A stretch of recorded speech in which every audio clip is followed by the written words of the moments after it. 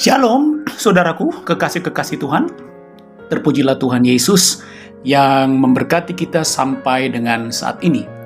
Sehingga kita boleh bertemu kembali dalam program doa dan renungan firman Tuhan, pengantar dan penguat memasuki pekan hidup yang baru, melalui kanal YouTube Bahtera Kasih dari Yesus di Gresik.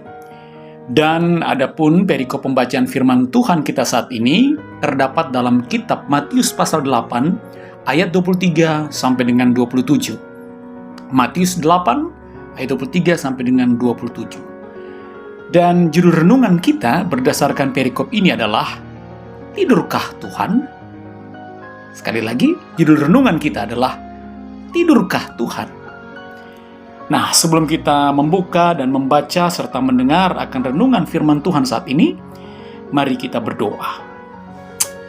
Ya Tuhan, Allah kami di dalam Yesus Kristus, terimalah ucapan syukur kami atas segala karya dan kuasa-Mu bagi kami di dalam susah dan senang hidup kami. Dan saat ini ketika kami kembali Engkau pilih untuk diberkati oleh firman-Mu, maka kami mohon kuasa-Mu menguasai hati dan pikiran kami, dan juga pendengaran kami, agar kami hanya terpimpin oleh Roh-Mu, lalu hidup sebagai pelaku-pelaku firman-Mu. Amin.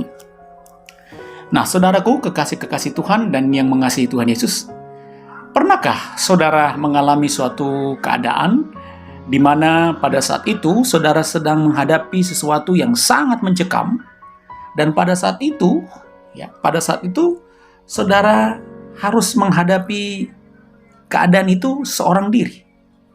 Mungkin pernah saudara mengalami akan hal ini. Saudara harus menghadapi sesuatu yang sangat mencekam, dan saat itu saudara harus menghadapi keadaan itu dengan seorang diri. Nah, kejadian seperti ini pernah dialami oleh adik saya, saudara, yang saat itu hendak pulang dari tempat kerjanya sambil jalan kaki di sebuah jalan yang tidak begitu sepi karena masih ada 1-2 orang lewat memakai sepeda motor. Nah, saat itu adik saya tiba-tiba dihadang oleh 2 orang begal yang kedua-duanya membawa senjata tajam. Kedua begal itu mengancam adik saya dengan senjata tajam, lalu berusaha untuk menarik tas kerja adik saya. Nah, sambil tarik-menarik dengan begal tersebut, adik saya juga berteriak minta tolong.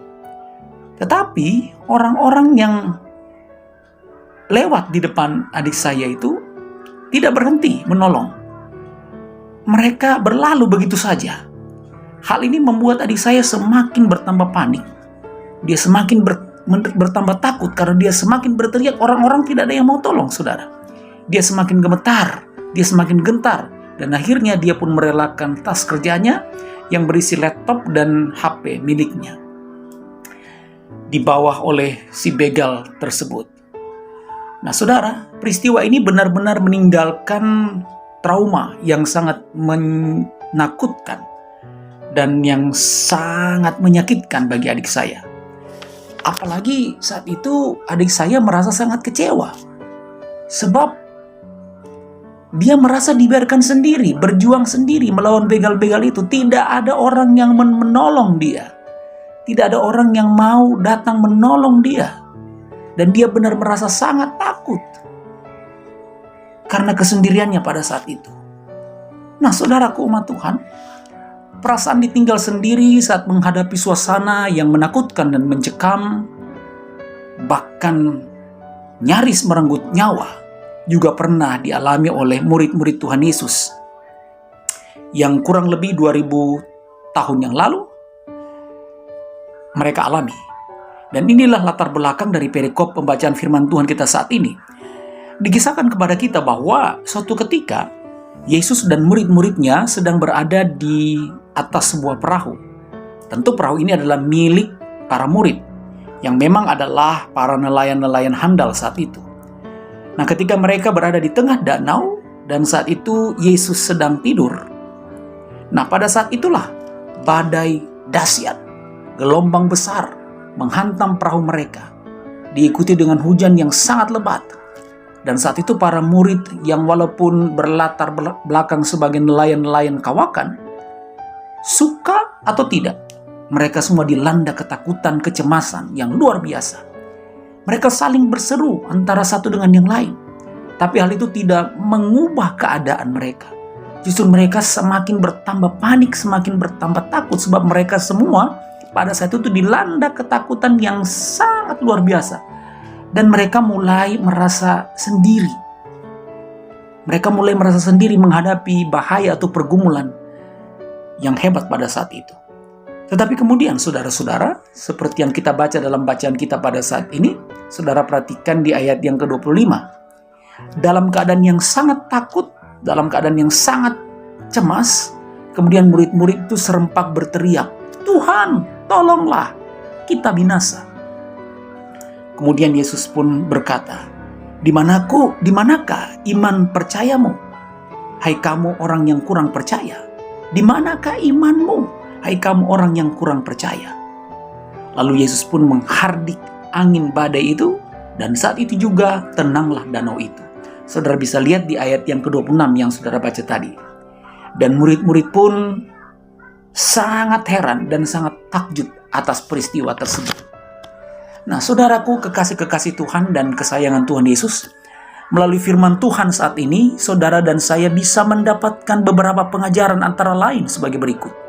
Yang pertama, saudara, tetaplah yakin, tetaplah percaya bahwa seberat apapun pergumulan yang ada dalam perjalanan hidup saudara dan saya, hal itu tidak akan memisahkan kita dari kuasa kasih Tuhan Yesus. Oh, glory, haleluya, saudara. Seberat apapun, sedahsyat apapun pergumulan yang saudara dan saya hadapi saat ini, bahkan sudah selama ini saudara dan saya hadapi, pergumulan-pergumulan yang berat itu tidak akan memisahkan saudara dan saya dari kasih dan kuasa Tuhan Yesus. Yesus selalu siap untuk menolong kita. Tapi yang Dia inginkan adalah kita tetap percaya dan segera datang lalu berseru kepada Tuhan setiap saat. Dalam pergumulan tersebut kita tetap percaya dan tetap berseru kepadanya. Sebab saat kita sudah menyerah dan angkat tangan dengan seruan kita, maka yakinlah saudara, Tuhan Yesus pasti turun tangan. Dan percayalah, kita tidak sendiri.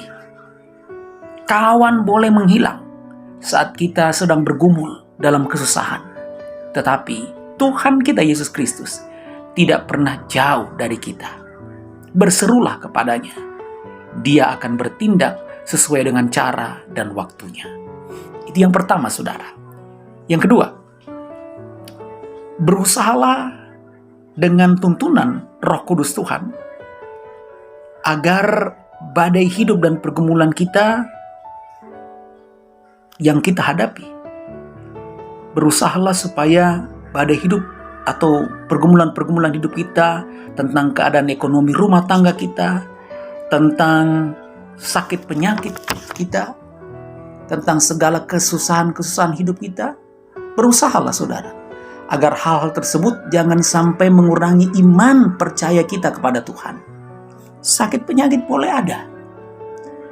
Pergumulan rumah tangga kita boleh ada. Kesusahan-kesusahan terhadap kebutuhan-kebutuhan rumah tangga, kebutuhan ekonomi kita silakan, boleh ada. Tapi jangan sampai hal-hal tersebut mengurangi iman percaya kita kepada Tuhan.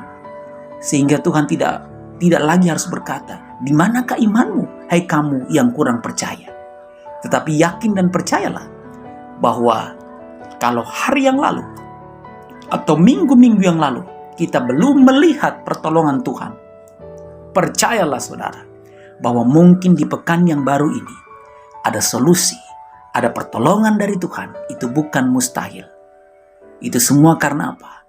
Karena Tuhan kita tidak pernah tidur. Dia selalu ada dan terjaga buat kita. Amin. Nah, saudaraku, mari kita berdoa.